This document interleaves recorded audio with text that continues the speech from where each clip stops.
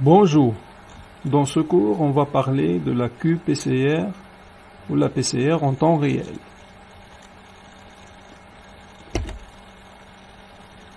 Cette PCR, à la différence de la reverse transcriptase PCR, c'est une PCR quantitative, c'est-à-dire qu'elle va nous donner une idée précise sur la quantité de matrice de départ dans l'échantillon à analyser.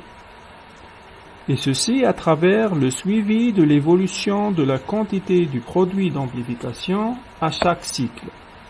À la différence avec la reverse transcriptase PCR ou la PCR classique qui analyse le produit juste au point final.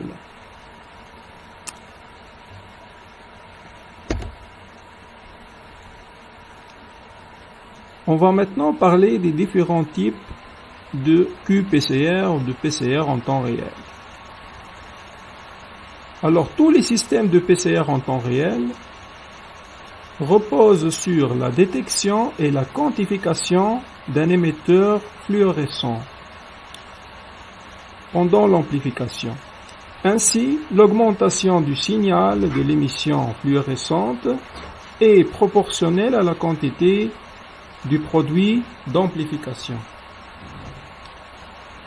Il existe deux principes pour la détection des produits d'amplification en QPCR.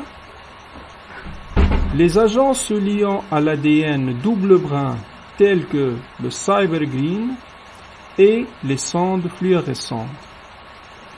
Cette dernière catégorie est présentée sous 4 technologies: l'hydrolyse des sondes ou Tachman, l'hybridation de sondes ou FRET pour Fluorescence Resonance Energy Transfer, les balises moléculaires ou Molecular Beacons et les amorces Scorpion.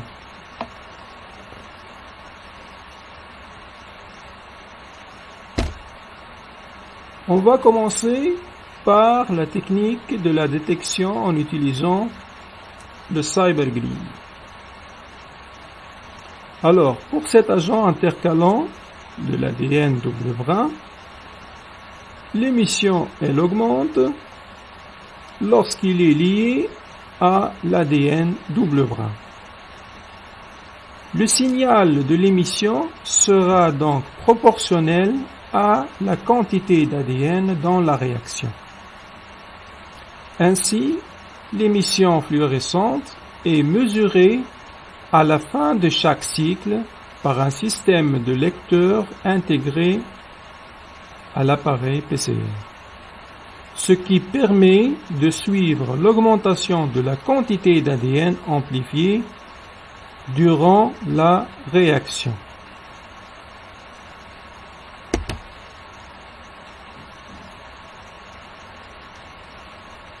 On ne peut pas parler de ces techniques quantitatives sans expliquer le principe de quantification de la matrice initiale. Et ceci se fait sur la base du concept du cycle seuil ou threshold cycle. Alors, le cycle seuil est défini par le point où commence la phase exponentielle de l'amplification. Alors, cette valeur du cycle seuil peut être traduite en un résultat quantitatif qui est proportionnel à la quantité de matrices de départ.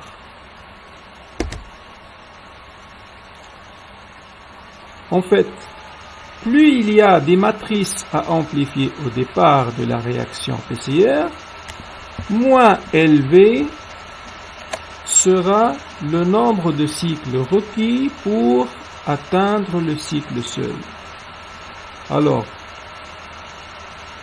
juste un point avant de passer aux autres types de QPCR.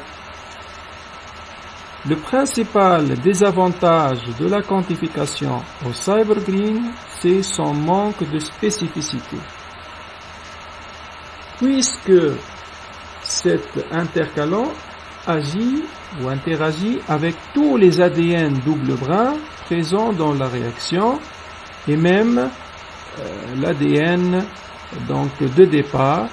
Donc c'est-à-dire que le résultat de la fluorescence observée, elle peut être biaisée par la présence d'autres molécules d'ADN autres que le produit cible ou le produit d'amplification.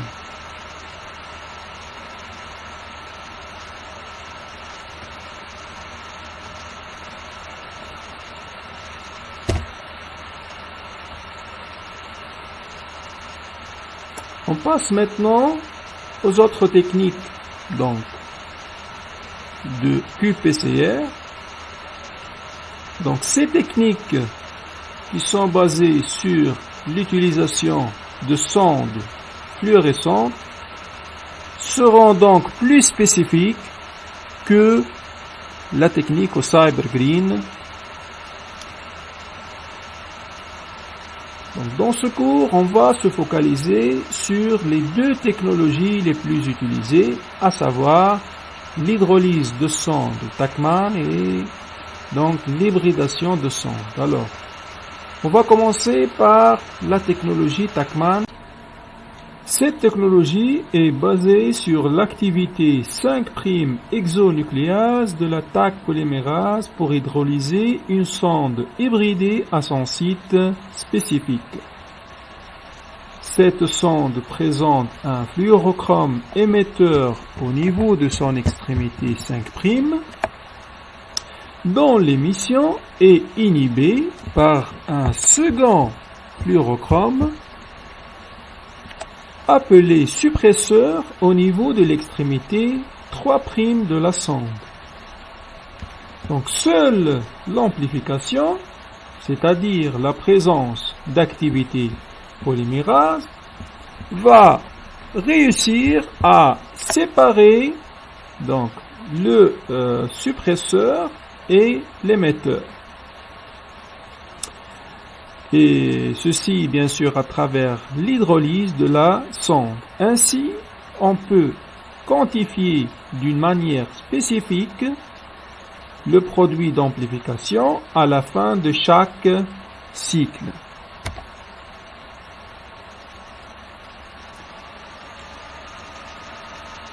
Maintenant, on va parler de la technologie d'hybridation de sonde ou FRET. Pour la technologie d'hybridation de sonde, celle-ci offre plus de spécificité à travers l'utilisation de deux sondes. Mais ceci est aussi possible pour la Tachman, mais en multiplex, c'est-à-dire en utilisant plus qu'une seule sonde à hydrolyser.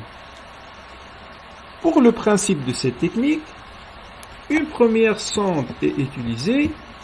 Celle-ci est bloquée au niveau de son extrémité 3', donc on ne peut pas la rallonger.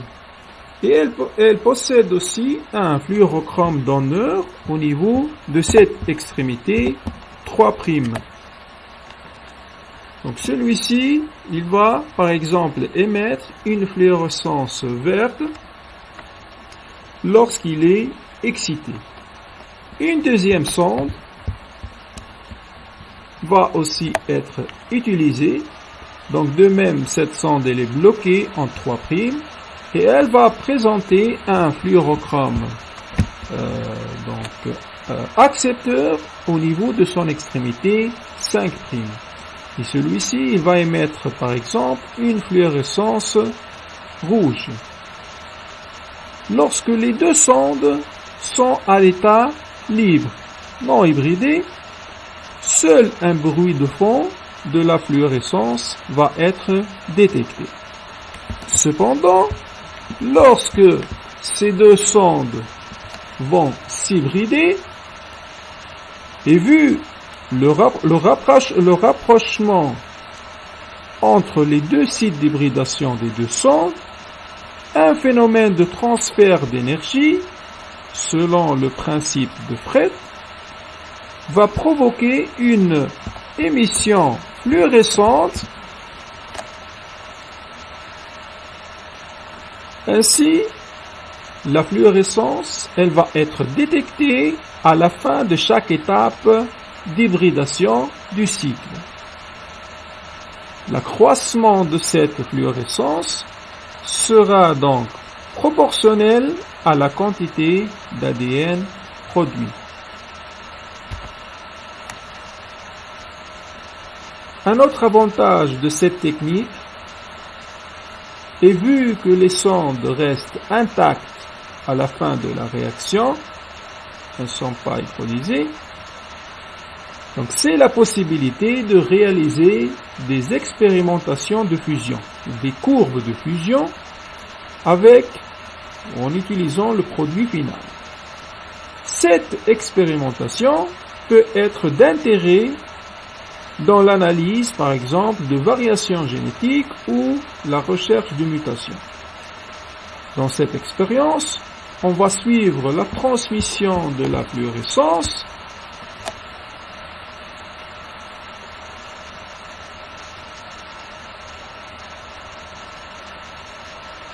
et le suivi donc de cette fluorescence, il va être en fonction de la température. Donc on s'attend à ce que des séquences différentes vont donc présenter des cinétiques différentes en fonction, donc des cinétiques bien sûr d'hybridation, donc des cinétiques d'hybridation différentes en fonction des nucléotides qui la constituent. On va prendre un exemple de séquence d'ADN qui présente deux versions alléliques différentes. Sur une séquence, on va trouver par exemple le nucléotide adénosine, sur l'autre séquence le nucléotide guanosine. Alors, les individus de génotype AA, ils vont présenter donc un pic unique au niveau de cette région-là. Les individus présentant dans la séquence l'autre allèle G vont présenter donc un pic à l'autre niveau. Et les individus hétérozygotes, ils vont présenter les deux pics. Donc ainsi, cette technique, elle va nous permettre de réaliser donc des génotypages pour des polymorphismes SNP ou pour donc des mutations. Ainsi, donc, la RT-PCR, elle peut se révéler d'intérêt aussi bien sur le plan quantitatif, lorsqu'on est, par exemple, en train d'étudier l'expression de gènes, et aussi, donc, sur le plan qualitatif, comme la recherche de mutations, la recherche de polymorphisme, mais aussi dans la caractérisation, par exemple, d'un rétrovirus à travers la recherche d'une cible qui lui est spécifique.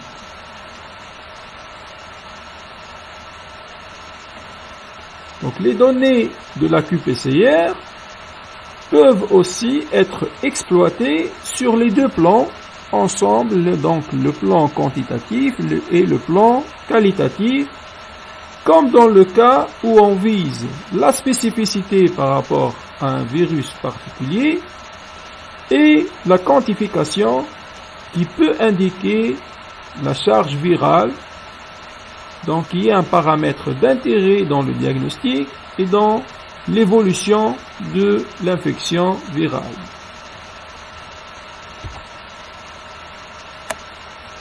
Finalement, on va terminer par voir ensemble ce protocole de PCR en temps réel pour la détection du Covid-19 qui est mis en place par l'Institut Pasteur de Paris pour le profit de l'OMS, lequel est utilisé actuellement dans plus de 50 pays et dans la Tunisie. Alors, la première question qui se pose, est-ce qu'il s'agit de Tachman ou de Fred? Donc il s'agit de TACMAN, mais en multiplex, c'est-à-dire on cible deux séquences spécifiques à ce virus au sein de la même réaction. Ainsi, nous avons deux couples d'amorces.